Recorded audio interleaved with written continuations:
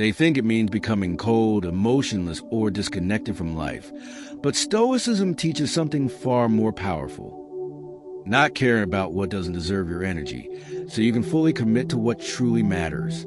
In a world addicted to validation, noise, and endless comparison, the Stoic art of not caring is not weakness. It is dominance over your own mind. The first principle is the dichotomy of control, the foundation of Stoic philosophy, which teaches that life is divided into two categories: things you can control and things you cannot.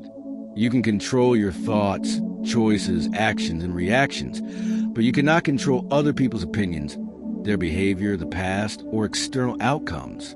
The moment you deeply accept this truth, anxiety loses its grip on you, because you stop wasting emotional energy on battles you were never meant to win. When someone disrespects you, ignores you, or misunderstands you, Stoicism asks a simple question: is this within my control? If the answer is no, then emotional attachment becomes irrational. Not caring, in this sense, is not avoidance. It is clarity.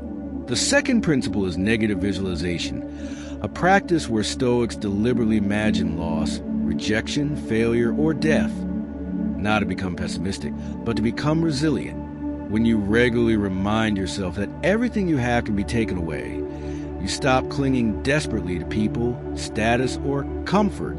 You become emotionally independent. This practice trains your mind say, if it happens, I will survive, which removes fear at its root. You stop caring excessively about outcomes because you've already accepted the worst mentally and discovered that even then, you remain whole. The third principle is indifference to external validation, one of the hardest yet most liberating Stoic lessons. Most suffering today comes from caring too much about approval, likes, respect, recognition, praise, or acceptance. Stoics believe that living according to virtue matters more than being liked. When your self-worth is internal, criticism becomes harmless information rather than a personal attack. You don't need to defend yourself, explain yourself, or prove yourself to people who don't matter. Not caring here means refusing to outsource your self-esteem. You become calm not because everyone agrees with you, but because you agree with yourself. The fourth principle is memento mori, the constant awareness of death. Far from being morbid, this principle brings brutal clarity. When you remember that your time is limited, petty drama loses importance instantly. Arguments, grudges, social games, and emotional manipulation feel small when viewed through the lens of mortality. Stoics use death as a tool to prioritize peace over ego. When someone insults you, ask yourself, will this matter on my deathbed? Almost always, the answer is no. Not caring becomes natural when you realize how temporary everything is, including pain, embarrassment, and rejection. The fifth principle is voluntary discomfort, the practice of choosing mild hardship intentionally. By exposing yourself to discomfort, cold showers, simplicity, silence, discipline, you train your nervous system not to panic when life becomes uncomfortable. This builds emotional toughness. When you are no longer afraid of discomfort, manipulation loses power over you. People cannot control you through fear, guilt, or pressure if you have already proven to yourself that you can endure difficulty. Not caring here means not being controlled by comfort addiction. You stop reacting emotionally because you are no longer fragile. The sixth principle is more fatty, the love of fate. Stoics didn't just accept what happens. They learned to embrace it. Every obstacle becomes training. Every rejection becomes redirection. Every loss becomes refinement. When you adopt a more fatty, resentment disappears because you stop wishing reality were different.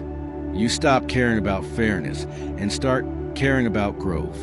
Life stops being something that happens to you and becomes something that happens for you. This mindset transforms pain into power and eliminates the victim mentality that fuels emotional suffering. The seventh and final principle is inner citadel, the Stoic idea that your mind is a fortress no external force can invade without permission. People can say anything, do anything, think anything, but your inner world remains sovereign unless you surrender it. This is the ultimate form of not caring, emotional self-rule. You observe insults without absorbing them, chaos without internalizing it, and opinions without obeying them. You don't suppress emotions, you govern them. Over time, this creates a calm presence that others feel immediately.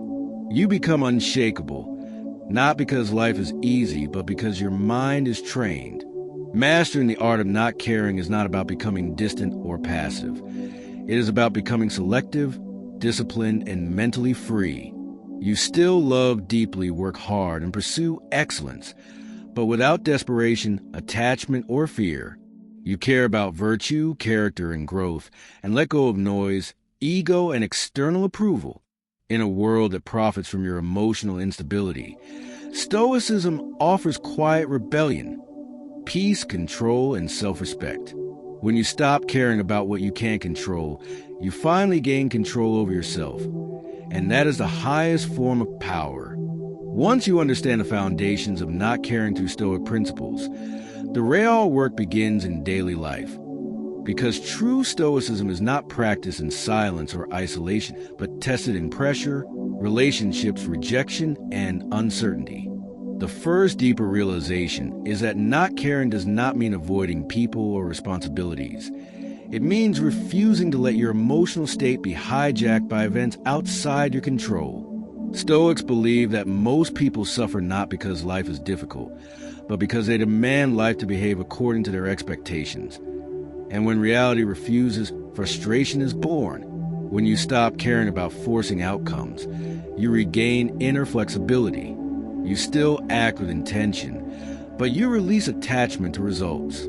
This mindset alone dissolves chronic anxiety because anxiety is always future-focused and outcome-dependent. The Stoic trains himself to say, "I will do my part well, and whatever follows, I will meet it with character." The next layer of mastery is learning to observe emotions without obeying them. Stoicism never teaches emotional suppression. Instead, it teaches emotional discipline. When anger rises, you do not immediately act. When fear appears, you do not immediately retreat. When desire pulls you, you do not immediately chase. You pause, observe, and decide. This gap between stimulus and response is where not caring is born. You realize that emotions are temporary messengers, not commanders. The moment you stop identifying with every feeling, emotional chaos loses its authority over you. Another critical Stoic insight is understanding that people often disrespect, manipulate, or provoke not because of you, but because of their own inner disorder. When you take behavior personally, you give others power over your inner world. Stoics saw insults as reflections of the speaker's character, not the listener's worth. This realization changes everything. You stop caring about being misunderstood because you understand that clarity is rare and wisdom is lonely. You stop explaining yourself to people committed to misunderstanding you. Silence becomes strength, not weakness. The deeper you go into Stoicism, the more you realize that peace is not something you find. It is something you defend. Every unnecessary argument avoided, every emotional reaction withheld, every boundary enforced is an act of self-respect. This is where the Stoic becomes selective with attention, because attention is life's most valuable currency. Whatever you focus on grows in importance, and whatever you ignore shrinks into insignificance. By consciously choosing not to care about gossip, comparison, status games, and external judgment, you reclaim massive mental energy. This energy is then redirected toward discipline, learning, health, and purpose. Another advanced Stoic principle is accepting that being disliked is often the price of integrity. When you stop caring about pleasing everyone, you inevitably disappoint those who benefited from your silence or compliance. Stoics understood that harmony with oneself is more valuable than harmony with the crowd. You don't need universal approval to live correctly. You need internal alignment. This is why Stoic calm can look like coldness to emotional minds.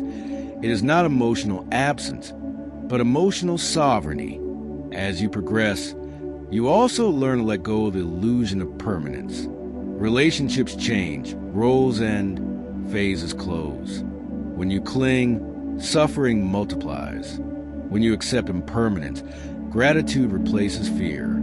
You appreciate people without owning them, experiences without imprisoning them, and success without identifying with it. This level of detachment creates lightness in living. You become fully present because you are no longer terrified of loss.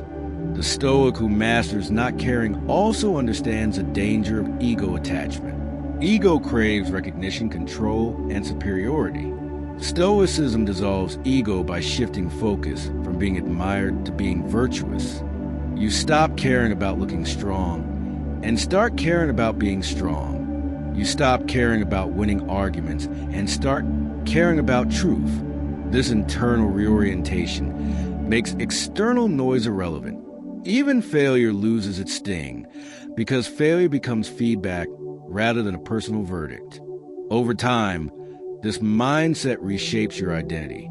You're no longer reactive. You are responsive. You are no longer desperate for certainty. You are prepared for uncertainty. You are no longer emotionally available to manipulation. You are grounded in self-command. The final stage of mastering not caring is quiet confidence. You don't announce detachment. You don't seek validation for being unbothered. You simply move through life with calm intensity, choosing your battles, protecting your peace, and acting according to reason rather than impulse. This is a Stoic ideal. Not a person who feels nothing, but a person who is ruled by wisdom instead of emotion. In a world addicted to outrage, attention, and approval, mastering the art of not caring is a revolutionary act. It frees you from invisible chains, restores your autonomy, and gives you the rarest form of power, control over yourself. And once you possess that, nothing external can truly disturb you again.